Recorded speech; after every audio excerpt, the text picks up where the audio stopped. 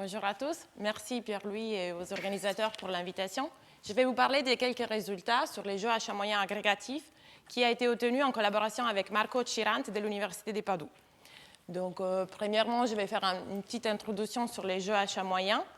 Et je vais après vous parler plus des jeux achat moyen agrégatifs en introduisant des préliminaires qui vont être nécessaires pour la suite. Et après, je vais aborder la question d'existence et unicité, en fait non-unicité, de la solution.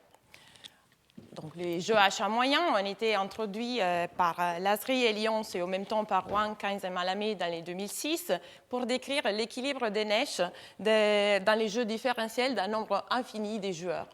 Donc, on peut aussi dire que la théorie des jeux, c'est en fait quelque chose qui analyse des problèmes des contrôles optimales dans lesquels on a un nombre infini des contrôleurs. En fait, si on veut décrire un peu plus dans les détails quelles sont les caractéristiques de la théorie des jeux achat moyen, on a des joueurs qui agissent tous en essayant de minimiser le même coût. En fait, on peut les voir comme des joueurs indistinguables qui vont avoir le même coût à minimiser.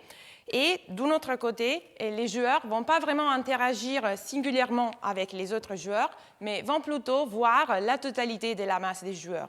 Donc, si on fait les parallèles un peu grossières entre les jeux achat moyen, donc les joueurs, et la théorie cinétique, donc les particules, d'un côté, on est en train de voir quelque chose d'un peu plus sophistiqué parce que nos particules vont être intelligentes, donc elles vont choisir leur stratégie pour jouer. Et normalement, dans la théorie cinétique, ça, ce n'est pas le cas. Mais de l'autre côté, les joueurs qu'on a ne peuvent pas vraiment interagir singulièrement, ne peuvent pas savoir les autres particules avec lesquelles ils interagissent, elles sont faites comment, mais ils voient plutôt la totalité de l'ensemble, donc la mesure M. Donc, des motivations, la théorie des jeux achat moyen a été introduite pour étudier des problèmes des économies, donc par exemple dans les marchés financiers ou en général pour des équilibres économiques. Après, elles peuvent être utilisées aussi pour décrire des modèles des populations, donc dynamique des populations, on a des exemples là-bas, et aussi pour décrire des problèmes d'ingénierie. Donc, je laisse un peu la liste, je ne rentre pas trop dans les détails, mais je vais vous montrer un cas simple des jeux achat moyen. Donc, ça, c'est plutôt les systèmes qu'on va considérer. Où on voit que les inconnus sont la fonction valeur U de chaque joueur qu'on est en train de considérer et M, la densité des populations, de la masse en fait, des joueurs. On a que le système est fait de deux équations. L'équation de Hamilton-Jacobi, la première, pour la fonction valeur, et une équation de Fokker-Planck. Or, l'équation d'Hamilton-Jacobi, elle est vue en arrière. Donc, on donne la condition finale pour la fonction valeur.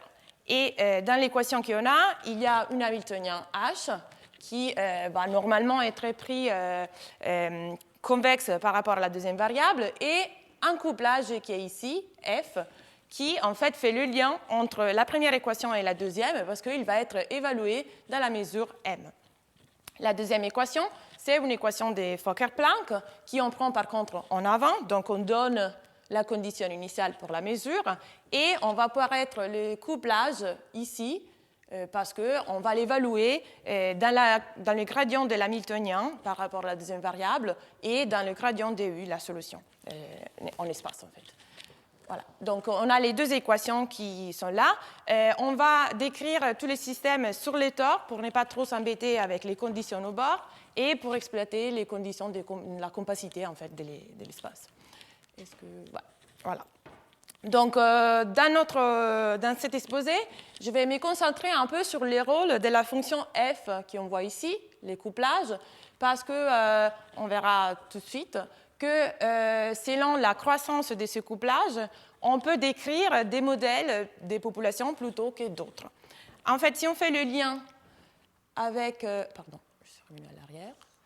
avec des problèmes des contrôles optimales, on peut voir les problèmes de la théorie des jeux achat moyen, le système qu'on vient de voir, comme un problème de contrôle. Chaque joueur veut essayer de minimiser ses coûts qui est là, et qui donc on voit, il dépend de L, qui est le Lagrangean, donc la transformée de Legendre de l'hamiltonien, de F, qui est notre couplage qu'on a ici, et sous la contrainte que la trajectoire X doit vérifier en fait une équation qu'on voit là, stochastique, où on a un contrôle VS et un mouvement brownien BS qui est dû au fait qu'on prend l'équation d'Hamilton-Jacobi et l'équation de Fokker-Planck avec un Laplacien, donc de la diffusion, qui dans une sorte va nous donner de la régularité. En fait, c'est pour ça qu'on va considérer ce genre de système aujourd'hui.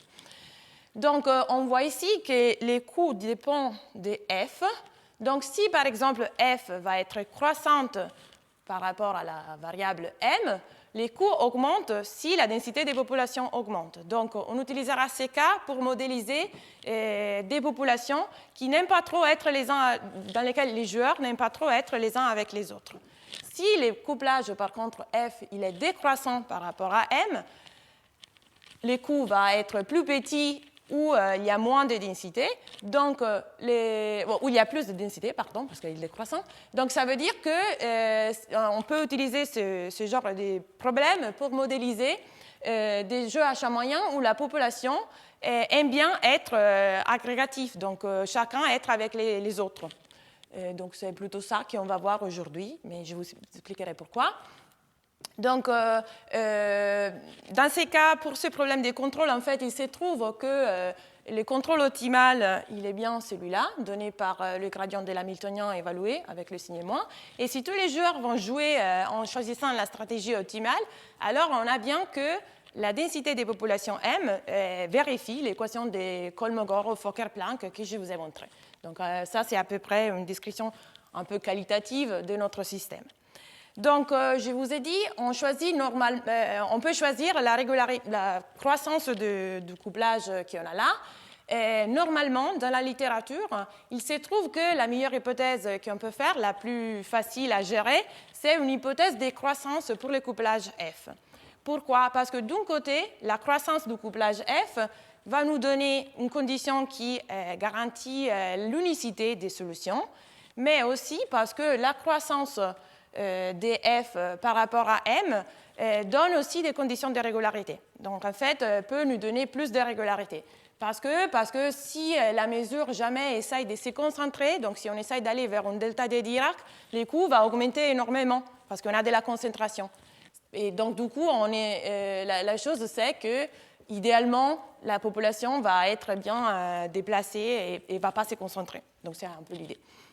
Donc, la plupart de la littérature qu'on a jusqu'à là, c'est surtout sur des cas de jeux à champ moyen avec un couplage qui est croissant. Donc, la motivation, bien sûr, c'est d'étudier des joueurs qui n'aiment pas trop être où il y a trop de monde. Et donc, dans le système que je vous ai montré, si le couplage F il est croissant, on peut trouver des résultats d'existence unicité. Donc, ça, c'est un peu la littérature. Qui peuvent être trouvés facilement presque en utilisant les théorèmes des points fixes, dû à la présence de la diffusion qu'on a mis dans l'équation d'Hamilton-Jacobi et dans l'équation de Fokker-Planck, parce qu'elle va donner beaucoup de régularité si le couplage est aussi régularisant ou si le couplage est avec une croissance qui n'est pas trop grande, donc pas trop élevée. Et effectivement, ça permet d'utiliser des théorèmes des points fixes et prouver l'existence des solutions et la régularité. Alors, on peut utiliser deux techniques différentes. Ici, les deux écoles, l'école des méthodes qui viennent des EDP. Du coup, on a Cardaliaghe, Lasry, Lyon, Sporretta et l'école Gomez, Pimentel, Sanchez-Morgado. Et l'école, en fait, plutôt stochastique. On peut aussi utiliser des techniques qui viennent des techniques stochastiques, en fait. Et alors, on a des autres résultats qui ont été trouvés par Caramona, Delaroux, Wang, Malamé et Keynes. C'est plutôt l'autre école. Dans les cas dans lesquels le couplage il a une croissance plus élevée, donc arbitraire, on peut toujours prouver l'existence des solutions classiques, mais les résultats qu'on a sont pour les cas dans lesquels l'hamiltonien est quadratique, qui est un peu plus simple à gérer parce qu'on peut utiliser une transformation qui nous permet de simplifier beaucoup, c'est la transformation de Hopf-Call, qui nous permet de simplifier beaucoup les choses. Et il faut toujours supposer que les couplages soient bornés par-dessous. Et alors, on arrive à trouver des solutions qui sont régulières. Par contre, si on veut des Hamiltoniens plus généraux, les résultats qu'on a jusqu'à là sont des résultats des Poretta et qui, par contre, trouvent l'existence des solutions qui sont juste faibles, donc pas si régulières que ça, mais toujours en supposant que le coupling, le couplage soit borné par-dessous. Donc ça, c'est un peu la référence pour les cas monotones croissants. Qu'est-ce qu'on sait dans le cas dans lequel le couplage il est plutôt décroissant? Alors là, on veut plutôt modéliser des joueurs qui préfèrent être proches des autres. Donc on a des exemples qui ont été montrés par Guéant dans l'année 2009 et des résultats pour l'instant, qui sont des résultats très spécifiques pour des cas très particuliers, qui ont été obtenus pour les cas quadratiques par Gomez, Nurbekian, Prazer et Guéant séparément, et dans les cas quadratiques linéaires par Bardi et Priuli. Donc ça, c'est un peu ce qu'on a jusqu'à là pour un couplage qui est monotone. Donc on va se concentrer un peu plus dans notre problème. Donc on prend ce problème, ce système des jeux à champ moyen, où je vais souligner ici qu'on prend... qui on prend F, en fait, qui fait à peu près le contraire de ce qu'on a vu jusqu'à là. Donc c'est pour ça que j'ai mis un signe moins, et après le F, il aura les comportements habituels, croissants ou à peu près. Donc, toujours Hamilton-Jacobi avec un Laplacien qui donne la diffusion, donc qui régularise un peu, parce que sinon c'est trop difficile d'essayer de trouver, au moins pour démarrer, on voulait trouver un cas un peu plus simple, et l'équation de Fokker-Planck là-bas. Donc, comme condition initiale et finale pour U et M, on va choisir des fonctions régulières. Bien évidemment, M décrit la densité des populations de notre joueur, de la masse des joueurs, donc ça doit être une densité des probabilités au début, et elle va rester une densité des probabilités suite au fait qu'elle a reçu une équation de Fokker-Planck. Voilà. Alors, quelles sont les hypothèses? Or, sur l'hamiltonien va être pris comme d'habitude, donc convexe, régulier, et avec une croissance d'ordre gamma, avec gamma supérieur à 1. Donc, il faut retenir que gamma, c'est la puissance qui donne les bornes pour l'hamiltonien H, qui va être convexe en P. Donc, la transformée de Legendre, bien évidemment, le Lagrangian défini comme ça, va avoir à peu près les mêmes conditions, donc convexité, régularité, et l'exponent, cette fois, qui va donner la croissance de L, ça va être gamma prime, qui est l'exposant conjugué de gamma. Donc, il faut retenir, pour L, c'est gamma prime. On va y avoir des conditions sur les exposants, donc c'est pour ça que je vous souligne ce sont lesquels et à quoi sont liés, pour ne pas trop faire confusion. Donc après, on va aux hypothèses pour notre fonction f. Donc je vous rappelle, les couplages pour nous, c'est moins f. Donc ici, je donne des conditions sur f, elle doit être positive, continue, dérivable par rapport à la deuxième variable. Et on va supposer que la dérivée, elle est bornée, en quelque sorte, par un exponent alpha moins 1 avec alpha supérieur à 0. Mais la chose plus importante, c'est la condition qu'on met ici. Notre f, en plus d'être supérieur à 0, donc moins f négatif pour nous, elle est bornée par cette chose. Donc en fait, elle a une croissance en plus l'infini qui est à peu près d'ordre alpha. Donc alpha, c'est l'exposant qu'il faut retenir pour notre couplage f. Et ce qu'il faut souligner, c'est qu'en fait, on n'a pas besoin de demander que f soit vraiment notre f croissante, donc notre couplage décroissante. Ça se trouve que tout ce qu'on est en train de montrer ici s'applique bien au cas dans lesquels on a aussi le couplage décroissant, mais on peut être plus général que ça. Et pour les calculs qu'on va faire, ça suffit montrer le comportement en plus l'infini, comme ça, d'ordre alpha. Après, l'autre chose qu'il faut souligner, c'est que le couplage qu'on vient de considérer ici, f, il n'est pas borné par-dessus, donc moins f, il n'est pas borné par-dessous. Donc, on n'a pas les conditions qui étaient nécessaires dans les cas croissants pour montrer l'existence. Après, on va définir grand F, la primitive qu'on a ici, la primitive de petit f, et pour grand F, la croissance sera d'ordre alpha plus 1. Donc, juste pour faire les points, gamma pour H, gamma prime pour le Lagrangien et alpha ou alpha plus 1 pour F ou grand F. Voilà. Alors, avant d'aborder le cas évolutif, qui c'est le cas en question que je vous ai montré jusqu'à là, je vais faire les points sur les cas stationnaires qui a été étudié par Marco Cirant dernièrement, juste parce qu'on peut faire un parallèle entre les deux. Et alors, en fait, là, on montre les jeux à champ moyen dans les cas stationnaires, donc on n'a plus la dépendance du temps. À la place de la dérivée de la fonction valeur u par rapport au temps t, on voit apparaître lambda, qui est la constante d'ergodicité, qui est aussi une inconnue de notre problème. Alors, il se trouve que quand on analyse un système comme ça, on se met dans les mêmes hypothèses que je vous ai énoncées juste avant. C'est assez important de regarder, ou ça nous facilite un peu comprendre les comportements, regarder la fonctionnelle de l'énergie. En fait, l'énergie, pour ce système, elle est définie comme ça, c'est celui-là, et elle est définie sur les couples M-W qui vérifient l'équation de Fokker-Planck comme ça. Donc W, ça va être les champs des vecteurs.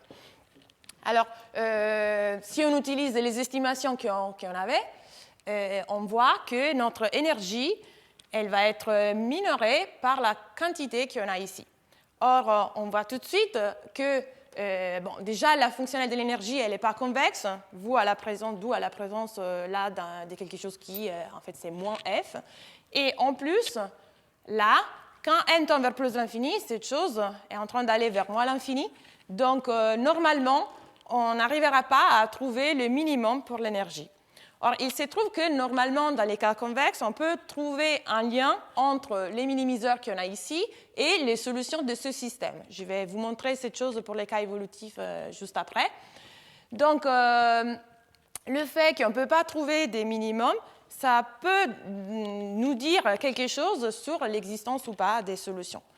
Et d'autre part, si on arrive à gérer ce terme ici, ce terme ici avec ce terme-là, alors on peut espérer de trouver quand même des minimums pour la fonctionnelle énergie et du coup revenir aux solutions du problème.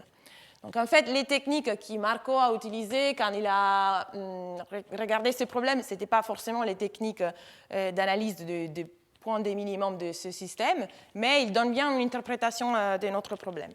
Donc, juste pour voir ce qui se passe, effectivement, ce que Marco a montré, c'est que si alpha, qui est l'exponent du couplage, est plus petit que gamma prime sur n, on peut trouver des solutions classiques.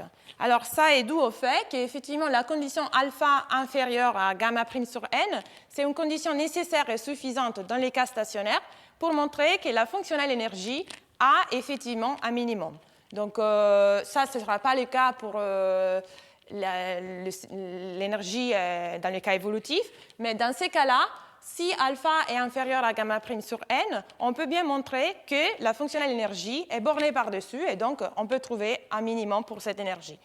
Et ça, en fait, est dû au fait que la condition qu'on met sur l'exposant alpha fait si que la diffusion qui régularise est bien capable de gérer le terme en m alpha plus 1. Par contre, si on se met dans le cas alpha supérieur à gamma prime sur n, mais toujours plus petit que gamma prime sur n moins gamma prime, donc dans ces cas-là, alors on ne pourra plus trouver des bornes pour l'énergie, mais on peut toujours trouver une sorte de compacité en ajoutant des autres hypothèses. Donc on peut trouver une solution qui sera un équilibre, sera un point critique de notre fonctionnelle énergie, mais pas forcément un minimum. Et à travers ça, on arrive quand même à trouver des solutions. Par contre, si alpha est supérieur à gamma prime sur n moins gamma prime, alors dans ces cas-là, on peut montrer qu'effectivement le Laplacien il n'arrive pas à compenser les phénomènes de concentration et qu'on peut ne pas y avoir des solutions classiques dans ces cas. Donc ça, c'est un peu ce qui se passe dans les cas stationnaires. Et on va voir qu'effectivement, cette condition-là, on l'aura aussi dans les cas évolutifs. Et l'importance de la fonctionnelle énergie, en fait, revient aussi dans les cas évolutifs. Donc, on va voir On va revenir à notre cas et on va définir l'énergie pour les cas évolutifs. Donc, on se met dans un ensemble cas où on choisit des fonctions m qui sont L alpha plus 1 et W qui sont L1. On va demander une sorte de régularité, d'intégrabilité ici. Et M et W vont être des solutions faibles dans le sens de distribution de l'équation de Fokker-Planck. Donc ça, c'est en fait la définition des solutions faibles pour l'équation de Fokker-Planck. Et on va regarder cette fonctionnelle-là, l'énergie, sur MW, définie comme ça. Or, on va tout de suite, par rapport au cas stationnaire, la présence d'un terme de plus qui est la valeur en temps final de notre U. Et toujours, cette fonctionnelle, elle n'est pas convexe. Donc, on ne peut pas trop espérer, au moins pas dans une façon directe, de trouver des liens entre les minimums, si jamais il y en a, de cette fonctionnelle et les solutions de l'équation de la théorie des jeux à champ moyen. Alors, juste pour vous montrer pourquoi, effectivement, le cas convexe il est si important que ça et le lien qu'il y a entre les solutions des jeux à champ moyen et les minimums de ce problème, je vais vous montrer ce qui se passe dans les cas dans lesquels on a un couplage qui est croissant. Donc, on revient au cas monotone croissant. Le problème, c'est toujours celui-là. On va garder toutes les hypothèses sur l'hamiltonien et les autres qu'on avait fait. On change juste l'hypothèse sur les couplages, qui maintenant j'ai appelé F tilde, pour montrer que ce n'est plus le même qu'avant. Et les couplages F tilde, on le suppose croissant. Là, il faut le demander. Il faut demander qu'il soit croissant et qu'ils aient une croissance d'ordre alpha quand n devient très grand. Or, pour ces genres de problèmes, on peut montrer que la théorie des jeux à champ moyen peut être vue comme deux problèmes de contrôle en dualité. Et en fait, ça peut être obtenu en utilisant la théorie variationnelle. Alors, l'idée de cette chose est venue à travers des méthodes de transport optimal et d'optimisation convexe. Et elle avait été utilisée la première fois par Benhamou et Brenier pour des problèmes de transport. Après, peaufinée par Cardaliaguet, Carlier et Nazaret, toujours pour des problèmes de transport. Donc, Hamilton-Jacobi, une équation de la continuité, mais rien à voir avec les jeux à champ moyen. La première fois, elle a été utilisée par Cardaliaguet pour les jeux à champ moyen du premier ordre, donc sans le Laplacien qu'il y en a là, pour montrer l'existence des solutions faibles. Et dans les cas dans lesquels on ne peut pas montrer directement en utilisant le théorème des points fixes qu'il y a des solutions classiques. Et le cas que je vous montre ici, c'est en fait un cas très particulier, en fait très simple, d'un résultat qui se trouve dans un article qui a été fait avec Cardaliaguet, Graber et Porretta et moi-même.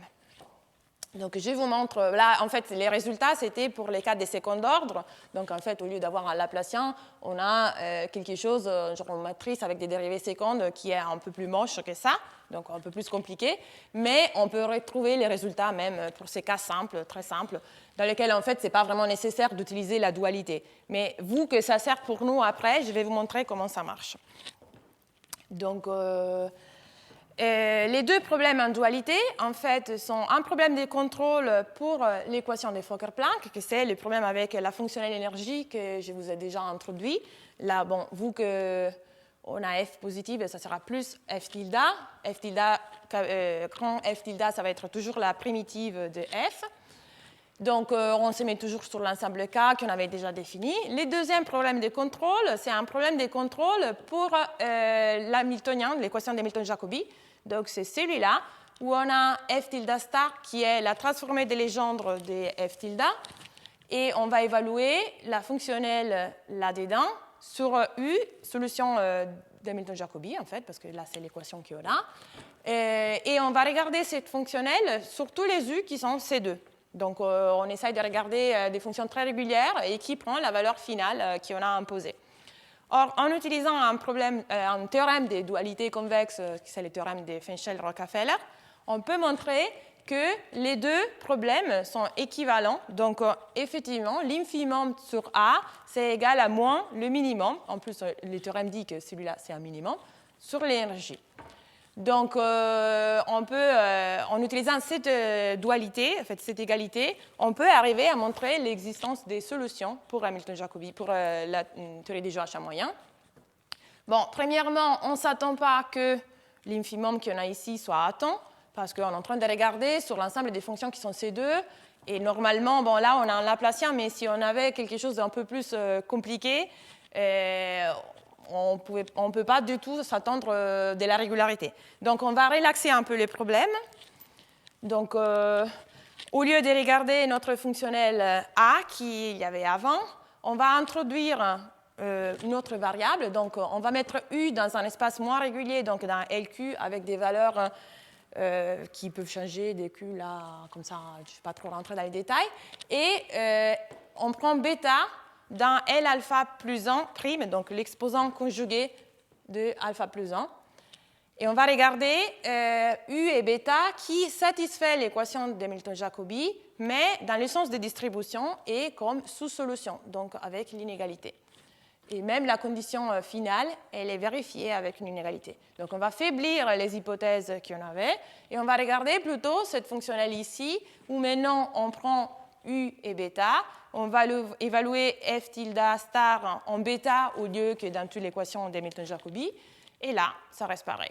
Donc ce qu'on peut montrer, c'est qu'effectivement, le minimum de ça, l'infimum de ça correspond à l'infimum de ça, et en plus, celui-là a un minimum. Donc le fait d'avoir un minimum ici, en faisant le lien avec l'autre, ça nous donne des minimums U bar et bêta bar pour ça, et M bar et W bar pour l'autre. Donc, qu'est-ce qu'on fait avec ces minimums qu'on a trouvés? Est-ce qu'on peut les lier aux solutions de notre problème des jeux H moyen? Eh bien, oui. Alors, le théorème qu'on a montré, c'est ça. Si on prend des minimums M bar, W bar de l'énergie et U bar, B bar de l'autre fonctionnel A, alors le U bar qui vient de là et le M bar qui vient de là sont vraiment une solution faible de notre problème des jeux H moyen. Et en fait, les W qu'on a ici, on peut lui donner cette forme, et le bêta bar aussi, la forme du couplage évalué dans le minimum là. En fait, ça est vrai même inversement. On peut toujours, si on a une solution faible, retrouver le minimum de l'énergie et les minimums de l'autre fonctionnel les deux, M bar, en utilisant M bar et cette valeur-là et les couplages évalués en M bar là-bas. En plus, la solution des jeux H moyen, elle va être unique dans le sens que la mesure, elle est vraiment unique presque partout, et la fonction valeur U, elle est unique seulement dans les points dans lesquels la mesure est positive. Donc c'est un peu faible comme unicité, mais c'est toujours quelque chose. Donc ça, c'est les résultats dans les cas monotones croissants. Je pense que là... oui, juste qu'est-ce qu'on veut dire avec la définition des solutions faibles? Ça veut dire, faible, ça veut dire quoi?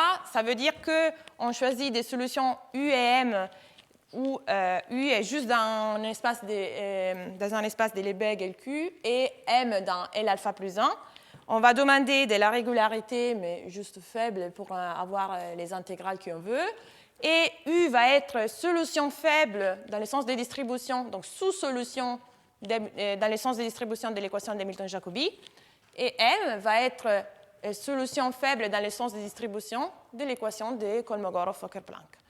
Et en plus, on peut montrer qu'une solution faible comme ça, elle vérifie aussi cette égalité ici, qui, bon, pour l'instant, elle n'a pas trop de sens pour nous, ce n'est pas trop nécessaire. Mais du coup, les deux U et M sont solutions, mais dans un sens vraiment faible. Donc, jusqu'à là, on n'arrive pas à montrer de la régularité. On peut espérer en avoir plus en utilisant d'autres techniques. Voilà. Donc, on revient à notre cas. Et je vais vous montrer, avant d'aborder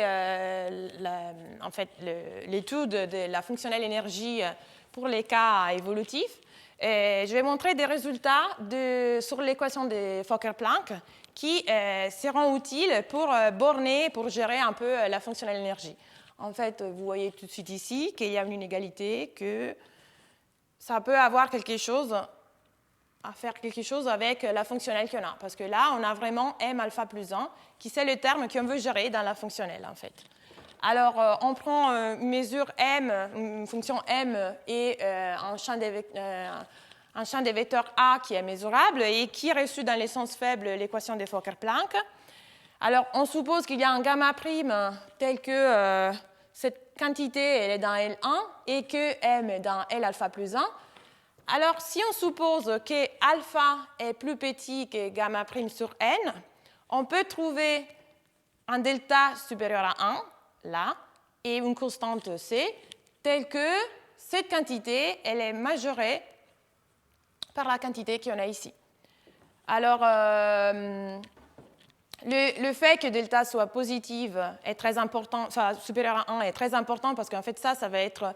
Celui-là, ça va prendre la place, on va le voir tout de suite, du terme qui doit gérer celui-là avec l'exponent 1 et le signe négatif. Donc, le fait que delta soit supérieur à 1, ça nous aide à gérer l'autre terme. Et en fait, cette proposition ici, elle a été obtenue en utilisant des estimations de Gallardo-Nirenberg et en exploitant la propriété régularisante de l'équation de Fokker-Planck qu'on est en train de considérer. De plus, avec des théorèmes des immersions, on peut aussi prouver que si on prend Mn et An, une suite qui reçoit l'équation de Fokker-Planck dans le sens faible, telle qu'on a une borne homogène en n pour cette quantité qu'on a ici et pour la norme en LP0 pour un certain P0 de Mn, alors la suite qu'on est en train de considérer Mn converge dans LP. Pour certains, en fait, les valeurs d'P dépendent en fait des gamma primes, mais on peut dire qu'elles convergent fortement dans LP. Et de plus, si gamma prime est supérieur à n plus 2, on sait que la convergence est une convergence forte dans C0, θ, pour un θ supérieur à 0. Donc, je vais vous montrer tout de suite pourquoi on s'insère de tout ça. On revient à notre fonctionnel, l'énergie. Et on va vraiment supposer qu'alpha soit inférieur à gamma prime sur n. En fait, cet exposant ici, cette condition ici, c'est la condition nécessaire pour prouver la proposition que je vous ai montrée et qu'on va utiliser ici. Et en fait, c'est une condition qui revient à dire que l'énergie qu'on a ici, elle est bien bornée par-dessous. Pourquoi ? Alors, on prend notre énergie, ça c'est la définition qu'on a vue. On va utiliser les bornes qu'on a données sur l'hamiltonien et sur les couplages F, qui sont là. Et ce terme-là, on prend W sur M comme notre A qu'on avait dans l'équation de Fokker-Planck, ça va être notre champ de vecteurs. Si on suppose qu'alpha est inférieur à gamma prime sur N, alors on peut utiliser la borne qu'on a vue. Et ce terme-là, ça va être plus grand qu'une constante m alpha plus 1 puissance delta. Or, on voit ici que ce terme-là, vu que delta est supérieur à 1, va bien gérer le terme-là qui, normalement, quand n devient grand, est en train d'aller vers moins l'infini. Donc, ce qu'on peut dire, c'est qu'effectivement, il existe un C qui est l'infimum de cette quantité. Donc, sous cette condition, la fonctionnelle de l'énergie, elle est bornée par-dessus, et donc on peut s'attendre à un infimum. Après, qu'il soit minimum, c'est autre chose, on va le montrer tout de suite. Mais ça. Contrairement au cas stationnaire, on n'est pas arrivé à prouver que ça, c'est une condition nécessaire et suffisante. Donc, en fait, on sait que si on la pose, on a une borne, c'est bien, mais on ne sait pas si on peut arriver plus loin que ça. Parce qu'en fait, les techniques qui montrent que ça, c'est une condition stationnaire nécessaire et suffisante dans les cas stationnaires, sont des techniques qui exploitent le fait que le cas stationnaire gère bien les changements d'échelle. Et là, vu qu'on a les temps aussi en plus, on ne peut plus le faire. Donc, on n'arrive pas trop à gérer cette chose. Mais bon, pour l'instant, on s'est contenté de dire ça. Donc, on a trouvé un infimum. Donc, très bien. Et du coup, on va prendre une suite minimisante. Donc, on prend MNWN, une suite minimisante qui tombe vers notre borne C. Et en utilisant les théorèmes que je vous ai montrés, la proposition, le lemma qu'on a montré avant, on peut prouver que Mn converge forcément dans Lp et Wn converge faiblement dans un autre espace de Lebesgue avec une puissance qui dépend des gamma prime, P et c'est tout. Les valeurs d'P dépendent bien évidemment, comme on avait vu avant, de gamma prime, mais ce qu'on peut dire de plus, c'est que toujours le Kp égale à alpha plus 1, il est toujours là-dedans, n'empêche la valeur de gamma prime.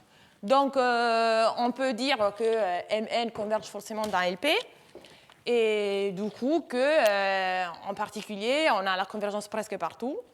Et de plus, si gamma prime elle est supérieure à n plus 2, alors la convergence elle est forte dans C0 θ, donc on a une convergence bien plus.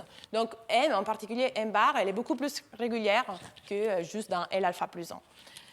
Donc une fois qu'on sait que les deux suites convergent, au moins des sous-suites, en utilisant les propriétés de notre fonctionnel énergie, on peut arriver à prouver que M bar et W bar sont des minimiseurs. Donc une fois qu'on a les minimiseurs, on aimerait bien avoir un lien entre les minimiseurs et les solutions de notre problème des jeux H moyen. Donc ça, c'est une chose qui vient direct dans les cas convexes, mais qui n'est pas si évidente dans les cas qu'on est en train de considérer, dans lesquels on n'a pas la convexité. Donc on essaye de faire quelque chose pour dire si M, au moins, elle est bien la solution. Et en plus, là, on est en train de regarder quelle énergie. Donc pour la fonction valeur U, pour l'instant, on n'a rien. On ne sait rien. Donc, qu'est-ce qu'on fait? On va convexifier. Donc, notre fonctionnelle énergie, elle n'est pas convexe, mais si je vais ajouter un terme de ce type-là, elle va le être. Je prends G qui, bien évidemment, va s'annuler en M bar. Donc, ça, c'est fait pour s'attendre que M bar soit encore le minimum de la fonctionnelle qu'on a ici. Et on le prend toujours avec une croissance alpha plus 1 qui sera capable de gérer la décroissance, ou genre c'est pas vraiment décroissant, mais le terme moins grand f. Donc G, il va être toujours positif et égal à 0 en M bar. Donc on va définir après le petit g comme la dérivée, comme d'habitude. Donc il va y avoir satisfaire cette condition qu'on a là. Et ce qu'on peut vérifier, c'est que si on regarde moins la dérivée des f par rapport à m plus la dérivée des g par rapport à m, là, c'est positif. Et le fait qu'il soit positif implique que la combinaison des deux, ça va être croissante. Donc, on retourne bien dans les cas croissants. On a une énergie qui est convexe et un couplage qui est croissante. Donc, et les conditions en plus satisfaites par moins f plus g sont bien les conditions qu'on avait dans le cas d'un couplage monotone croissante, sauf pour le fait qu'ici, on a en fait, les bornes qu'on a dépendent de M bar, qui dépendent de X et de T, et qui, a priori, sauf dans les cas gamma prime supérieur à M plus 2, est juste dans L alpha plus 1. Donc, il n'est pas si régulier que ça, donc on ne peut pas dire qu'il est borné, par exemple. Donc, il faut juste faire une petite modification pour appliquer tous les résultats que je vous ai montrés, parce qu'il ne s'applique pas directement, vous, que celui-là, il n'est pas borné, mais c'est juste une petite modification qui va faire marcher toutes les choses. Donc, ce qu'on peut prouver, c'est que si on revient, si on considère le système des jeux H moyen, où on considère maintenant moins f plus g, donc avec un couplage qui est croissant, on a qu'on peut trouver pour toute gamma prime supérieure à 1, là on n'a pas de restriction, une solution faible, U tilde, M tilde, qui appartient dans un espace qui n'est pas forcément très régulier, qui est celui-là. Solution faible dans le sens que je vous ai montré, et tel que M tilde, le gradient de H évalué dans le gradient de U tilde, c'est un minimiseur de l'énergie convexe qu'on a montré. Un minimiseur dans l'ensemble K, comme vous voulez. De plus, si gamma prime est supérieur à n plus 2, alors je vous avais déjà dit, le M tilde, le M bar qu'on avait trouvé, il était en fait dans C0 θ pour un θ positif. Donc, il était beaucoup plus régulier. Donc, on peut arriver à montrer que la solution est effectivement une solution classique pour les problèmes convexifiés qu'on est en train de considérer. Voilà. Or, du coup, il ne reste plus qu'à montrer que U tilde et M tilde qu'on vient de trouver en convexifiant sont vraiment liés, au moins le M, au minimiseur qu'on avait trouvé pour l'énergie. Donc, il faut trouver le W tilde, obtenu normalement comme le minimiseur qu'on avait vu avant, doit être égal à W bar et M tilde à M bar. Mais ça vient direct, en fait, d'où au fait que l'énergie convexifiée, donc E bar, elle est toujours plus grande que l'énergie pas convexifiée, parce que le G qu'on a ajouté, il est positif. Et quand on fait toutes les choses, en fait, on revient à prouver que E bar en M tilde W tilde est plus grand que E bar en M bar W bar. Donc, vu que M tilde et W tilde étaient les minimums, il faut que M bar et W bar vont être un minimum aussi. Et la stricte convexité de la fonctionnelle implique que les deux doivent être égales. Donc, dès là, on récupère que M tilde est égal à M bar. Et du coup, on peut considérer les U tilde qu'on a trouvés avec les problèmes convexes et le M bar qu'on avait trouvé déjà comme solution faible du problème originaire des GH moyen dans lequel on n'a pas la croissance du couplage. Et les deux là, les couples qu'on a là, va être les minimiseurs de l'énergie. Donc, ça a reçu les problèmes des solutions, d'existence des solutions. Et juste, on a prouvé que les solutions sont des solutions dans le sens classique pour l'instant que dans les cas dans lesquels gamma prime est supérieur à n plus 2. Est-ce qu'on peut dire quelque chose de plus? Bon, là, c'était juste pour faire les points. Je refais les points. Si on suppose que alpha est inférieur à gamma prime sur n, alors on a des solutions faibles là-dedans pour toute gamma prime supérieure à 1. On a un minimiseur de l'énergie.